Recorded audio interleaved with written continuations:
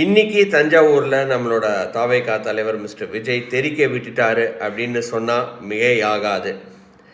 ஆனால் அவர் கேட்ட ஒவ்வொரு கேள்விகளும் ரொம்ப நியாயமான ஒரு கேள்விகளாக தான் எனக்கு தோணுச்சு. ஏன் நான் சொல்கிறேன் அப்படின்னா, நேற்றுக்கு தான் போயிட்டு என்னோடய ஹவுசிங் டேக்ஸ் கட்டிட்டு வந்தேன். எவ்வளோ மடங்கு இன்க்ரீஸ் ஆகிருக்கு நம்மளோட டேக்ஸ்.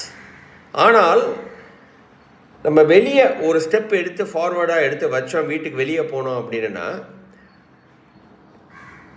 ரோடு எப்படி இருக்குதுன்னு பார்த்தோன்னா 10 வருஷத்துக்கு முன்னாடி எப்படி இருக்கோ அப்படி தான் இருக்குது.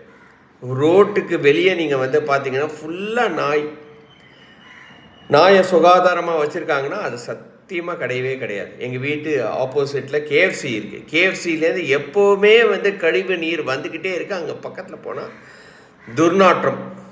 பெசநகர் மாதிரி ஒரு டெவலப்டான ஒரு ஏரியாலே இந்த அளவுக்கு மோசமாக இருக்குன்னா நீங்கள் பார்த்துக்கோங்க. ஆனால் நம்மளோட டாக்ஸஸ் 10 மடங்கு இன்க்ரீஸ் ஆகிடுச்சு. எந்த வகையில் நியாயம் சொல்லுங்கள்? இதுக்கு கவர்மெண்ட் ஏதாவது ஒரு ஆக்ஷன் எடுக்கிறாங்களா? சுத்தமாக கிடையாது. அவங்க அப்படியே விட்டுட்டு போயிட்டாங்க. டாக்ஸஸ் படிப்படியாக இன்க்ரீஸ் ஆகிட்டே இருக்குது. ஆனால் சுகாதாரம் படிப்படியாக கம்மியாகிட்டே இருக்குது. டெவலப்மெண்ட் ஆகிடுச்சுன்றாங்க. ஆனால் அந்த டெவலப்புக்கு ஏற்ற மாதிரி சுகாதாரம் இருக்கா அப்படின்னு கேட்டால் சுத்தமாக கிடையாது. கேள்விகள் ஒன்றும் நச்சாக இருந்துச்சு. பசுமரத்த ஆணி போல் இருந்துச்சு. மக்கள் இதை பார்த்துட்டு தான் இருக்கிறாங்க. மக்கள் நிச்சயமாக ஒரு தீர்ப்பு கொடுப்பாங்க 2026. நன்றி, வணக்கம்.